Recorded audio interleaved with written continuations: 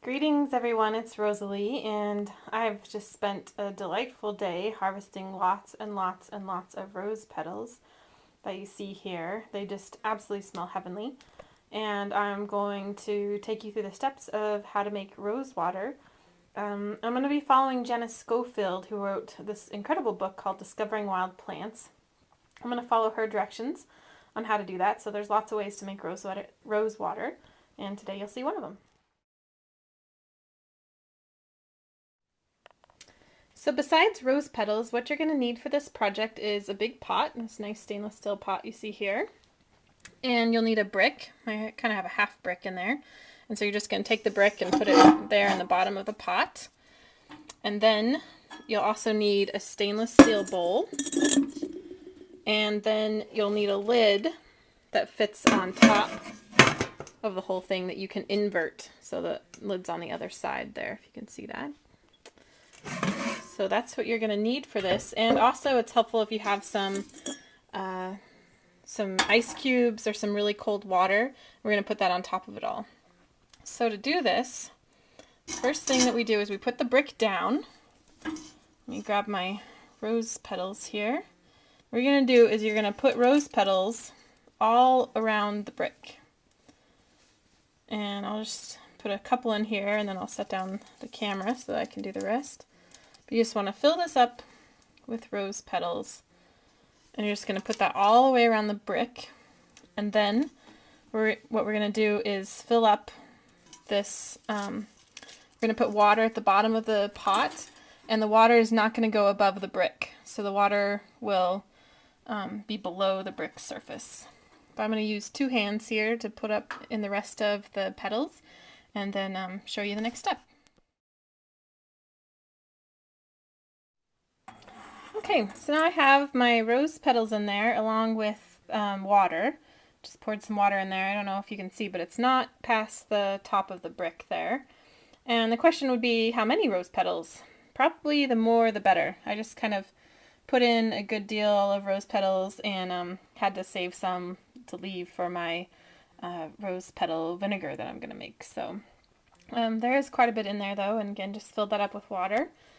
I'm going to take my stainless steel bowl and just put that on top of it. There's a little something in there.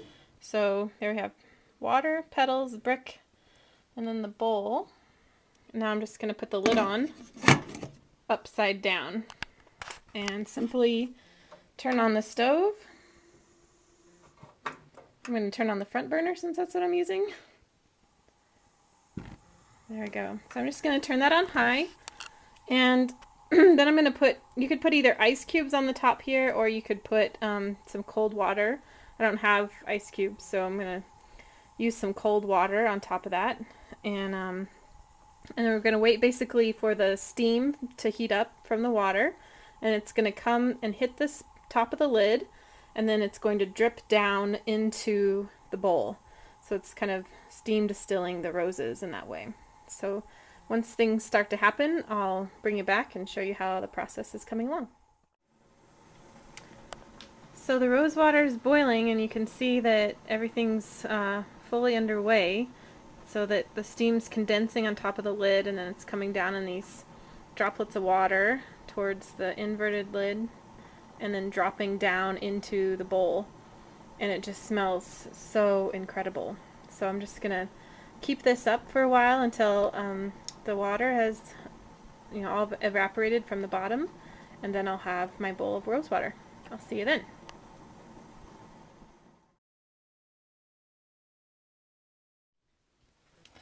So I've been letting my mixture steam for about an hour now, and here's the resulting rose water. And it doesn't look like much, just kind of looks like water really, but it just, you can see the steam coming off there, and it just smells so incredible.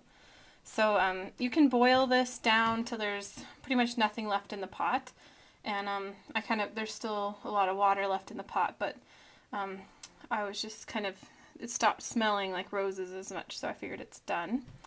So you can use this rose water immediately as, using in kind of a facial wash or a body wash.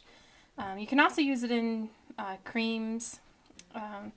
and all different sorts of kind of beauty care recipes. You can also add an equal part of vodka and preserve it for future use. Or you can add witch hazel to it, and you could use it as a facial toner. That'd be nice too. But there's really endless possibilities of what you want to do with the rose water. And while that was boiling down, I got my buds together here.